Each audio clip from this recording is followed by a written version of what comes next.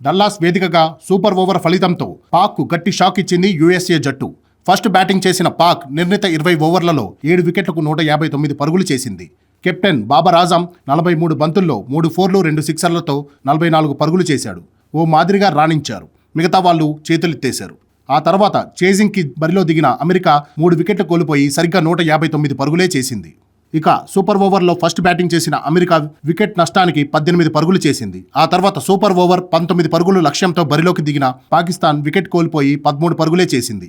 దీంతో పాకిస్తాన్ జట్టుపై ఆ దేశ క్రికెట్ అభిమానులతో పాటు మాజీ క్రికెటర్లు కూడా మండిపడుతున్నారు. అయితే పాకిస్తాన్ జట్టు ఓటమికి ప్రధాన కారణం ఆ జట్టు కెప్టెన్ బాబర్ ఆజం అని ట్రోల్ చేస్తున్నారు.